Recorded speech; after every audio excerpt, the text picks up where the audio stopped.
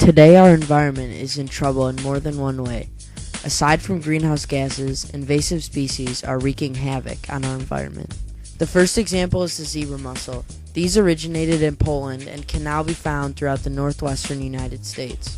Zebra mussels are filter feeders and can filter up to a quart of water per day. However, adult zebra mussels can lay up to 1 million eggs per year.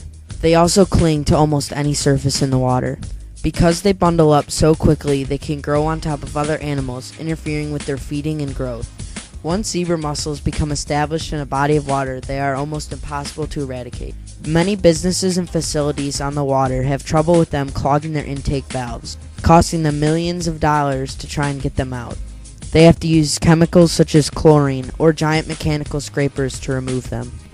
Zebra mussels also wash up on the local beaches, causing harm to many pedestrians.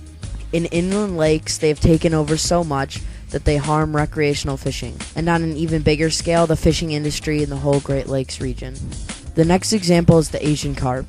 These were brought to the U.S. by farmers looking to clean their tanks, used for fish farming. During a flood, they got out into the Mississippi River, and have since multiplied to an insane level. Asian carp are fast-growing, aggressive, and adaptable fish. They eat just about everything, which leaves no food for other native fish. They release about 500,000 eggs each time they spawn, and grow to over 100 pounds. These fish can also leap out of the water when startled by boat engines, which collides with other people, causing injuries and in rare cases even death. These fish have no natural predators and are on the verge of reaching the Great Lakes. Once in, they would completely destroy the ecosystem. The Great Lakes would lose its fishing industry and most likely its trade industry too, a huge part of Michigan's economy, as well as surrounding states. Right now, the only thing that's keeping them from invading are electrical barriers and dams. Some have been spotted going through the electrical barriers before, which is a very bad sign. Now on to the more obvious side of how our environment is being destroyed. The largest factor is global warming, or climate change, creating and destroying new climates, which is leading to the death of many species and ice melting, raising the ocean's water levels. One of the main contributors to these greenhouse gases is the vehicles that we drive. However, many scientists are developing eco-friendly engines and fuel sources. A good example is biodiesel. This is made from plant oil and animal fat.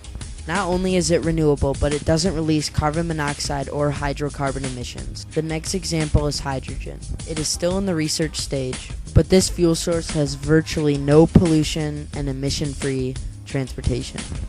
The United States' annual hydrogen production of 9 million tons could power 20 to 30 million low to no emission cars. Understanding and learning about many harmful substances destroying our environment is the first step to cleaning, protecting, and creating a safer place for us and future generations to inhabit.